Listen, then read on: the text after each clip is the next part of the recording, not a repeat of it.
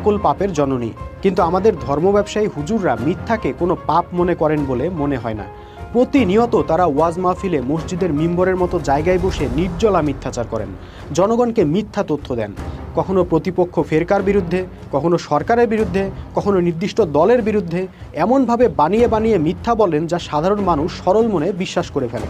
কিন্তু পরবর্তীতে সত্যটা ঠিকই জানতে পারে, কেননা কিছু মানুষকে হয়তো কিছু সময়ের জন্য বোকা বানানো যায়, কিন্তু সব মানুষকে সব সময়ের জন্য বোকা বানানো যায় না। কাজে দিন শেষে সাধারণ মানুষ আস্থা হারিয়ে ফেলছে ধর্ম ব্যবসায়ীদের উপর থেকে। যুগের চাহিদা পূরণ করতে না পারা। ধর্ম ব্যবসায়ী গোষ্ঠী নিজেদেরকে আলেম, আল্লামা ইত্যাদি বলে দাবি করেন, কিন্তু বাস্তবে তাদের সমস্ত জ্ঞানের দৌড় মাসলা মাসাইল, অজু গোসল আর ঢিলাকুলুক পর্যন্তই দেখা যায়। এর বাইরে মানুষের বাস্তব সমস্যার কোনো বাস্তব সমাধান বা গাইডলাইন তাদের কাছ থেকে পাওয়া যায় না। মানুষের বাস্তব সমস্যা হলো রাজনৈতিক সংকট, অর্থনৈতিক সংকট, যুদ্ধ, মহাযুদ্ধ, অন্যায়, অবিচার, দুর্ভিক্ষ ইত্যাদি। কিন্তু এসব সংকট দূর করার কোনো ফর্মুলা আমাদের ধর্ম ব্যবসায়ী দেশি হুজুরদের হাতে নেই। তাদের কাছে একটাই ফর্মুলা আছে, দোয়া মুনাজাত আর কান্নাকাটি। তাদের প্রচেষ্টাহীন দোয়া মুনাজাতে মুসলমানদের বিন্দুমাত্র উপকারও আজ পর্যন্ত হয়নি। এক কথায়, এই ধর্ম ব্যবসায়ী হুজুররা নিজেদেরকে যতই জ্ঞানের সাগর, মহাসাগর বলে দাবি করুক, বাস্তবে আধুনিক যুগের চাহিদা তারা পূরণ করতে পারেননি। বরং রাষ্ট্র, সমাজ, বিচার, অর্থনীতি থেকে তারা বহু আগেই বিতাড়িত হয়েছেন। নামাজের ইমামরা সমাজের ইমাম হবেন, এমনটা সাধারণ মানুষ এখন কল্পনাতেও আনতে পারে না। দেশি হুজুরদের অসামাজিক কর্মকাণ্ড।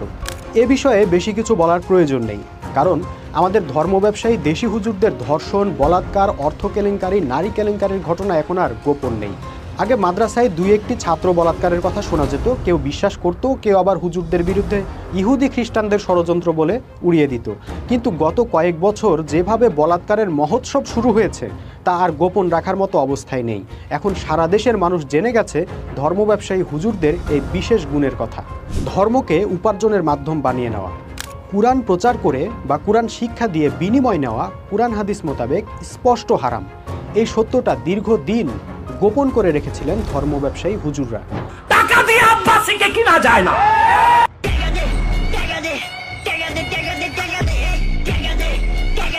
কিন্তু এখন কোটি কোটি মানুষ এই সত্যটা জেনে গেছে, সামনে আরও জানবে।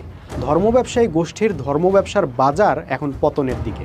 তবে যেসব আলেম সত্যিকার অর্থেই আল্লাহর জন্য, দিনের জন্য খালেস নিয়তে কাজ করতে চান, তাদের ভয় নেই। তারা এখন যেমন টাকা ছাড়াই দিনের কাজ করেন, ভবিষ্যতেও করতে পারবেন। শুধু ধর্ম ব্যবসায়ী গোষ্ঠীর খপ্পর থেকে সাধারণ মানুষ মুক্তি পাবে, ইনশাআল্লাহ সে সময় নিকটবর্তী। তো প্রিয় দর্শক, ভিডিওটি কেমন লাগলো কমেন্ট করে জানাতে ভুলবেন না, এবং পরবর্তী ভিডিও পেতে আমাদের চ্যানেলটি